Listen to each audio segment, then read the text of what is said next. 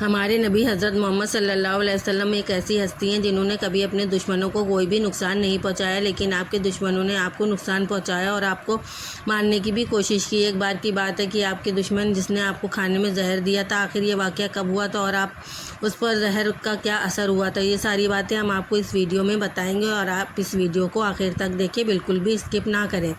یہ بات اس وقت کی ہے جب مسلمانوں نے خیبر پر فتح کیا تھا۔ جنگ جب ختم ہو گئی تب نبی کریم صلی اللہ علیہ وسلم کچھ دن خیبر میں گزارنے کی ارادہ کیا۔ خیبر میں فتح کرنے کے بعد ہمارے نبی نے یہودیوں کو کافی اچھا برتاؤ کیا۔ خیبر پر مسلمانوں نے فتح کر لیا تھا، اس کے باوجود وہاں کے یہودی بہت ہی سکون سے وہاں رہ رہے تھے۔ انہوں نے یہودیوں میں سے ایک عورت تھی جس کا نام زینب بن حارث بتایا جاتا ہے، اس نے ہمارے پیارے نبی کی دعوت کری۔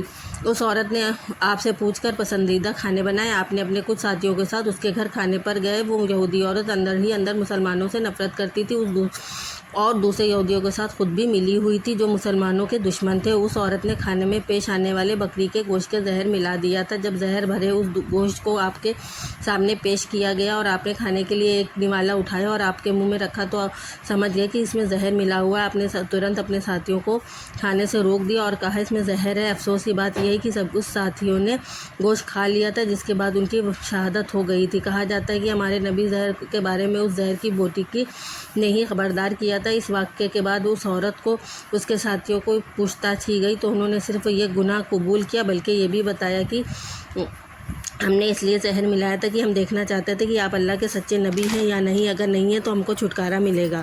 یہ بات تو سب جانتے ہیں کہ ہمارے نبی نے کبھی کسی کے ساتھ بدلہ نہیں لیا۔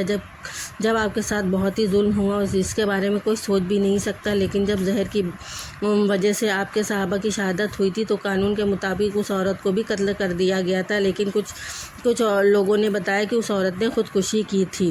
ایک حدیث میں حضرت عائشہ فرماتی ہیں کہ جب نبی صلی اللہ علیہ وسلم کی زندگی کے آخری دن چل رہے تھے تو آپ بیمار رہا کرتے تھے، اور انہوں نے یہ کہا کہ اس زہر کا اثر آج بھی میرے اندر ہے جو مجھے آج بھی محسوس ہو رہا ہے۔ یہ بات کئی کتابوں میں ثابت ہے کہ ہمارے نبی کو اس زہر کی وجہ سے ہی بیماری ہوئی تھی۔ اسی زہر کا اثر آج بھی ہے اور ان کی وفات اس زہر کی وجہ سے ہوئی تھی جس میں اس کا اہم کردار ہے۔